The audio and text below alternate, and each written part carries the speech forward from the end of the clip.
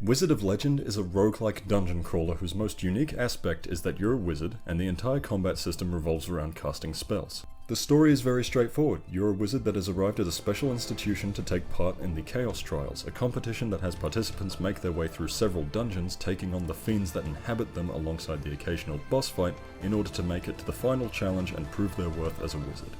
It isn't any more complicated than necessary, doesn't take up too much space, and doesn't feel like it's considered a focus. Exactly the kind of story a game like this requires. As you comb over the various levels, you gain extra relics to improve your abilities and additional spells to use as you fend off the various enemies that often belong to large groups.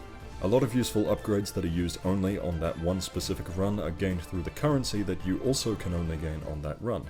Most of your current run-only gear is obtained from these weirdos that have the poor business model of selling their wares in a dungeon full of dangerous monsters. You have your relic and spell merchants of course, but there's also a pinata that challenges you to use a good enough combo on him in order to break him and get whatever reward fills out. There's a tailor that enhances your clothing, a shady merchant that gives you a free cursed relic that, of course, messes with you in some way, and a few others that may prove useful as you scour every corner of the dungeons for whatever extra rewards that you can find.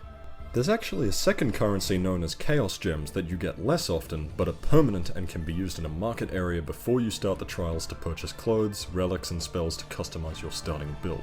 I like collecting the new relics, but oftentimes they can sound like they'll be useful only for you to find their actual numbers and realize that they're not that great. I suppose if you knew exactly how helpful they were before buying, you probably wouldn't bother to buy them and risk your money on something.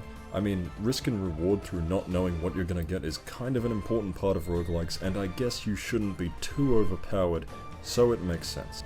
The controls in combat are fairly simple. You have a spell tied to each button with a cooldown between each use, the ability to dodge and the ability to, well, move. There's also a meter that fills up as you fight that allows you to use a more powerful version of your signature spell, but it also decreases while not in combat, so don't expect to use this one all that much. It's all much easier to grasp than most, and yet also much more difficult than most. The combat is very satisfying. Being able to pummel enemies with spells, weaving your way around with your dodge, and reaping the rewards never got old to me. You better get used to dodging very quickly, as the game has you using it to move over pits incredibly often, and if you're terrible at dodging like I am, you'll probably end up falling into them half the bloody time. Despite its difficulty, it's actually very brief, taking about an hour to get through the trials, but you probably won't, and that's the thing. Yeah, this is a roguelike alright, which means a lot of failure and a lot of trying to get a decent build on each run only to get something mediocre. You'll start the game, get used to it, love it, keep going, fail, buy new stuff, try again, get slightly further, fail, spend a long while learning how everything works, try again, make even less progress than the last run, slam your desk or couch or coffee table or whatever in frustration, give it another try, and eventually, you'll finally beat it. This game, as you would expect of a roguelike, can be kind of frustrating, but with every failure I was teleported back to my base and immediately remembered how incredibly charming this game can be. You're greeted with this playful and peaceful music as a broomstick floats around, sweeping and seemingly singing to the song. The containers that let you access your equipment can talk and make comments about your things.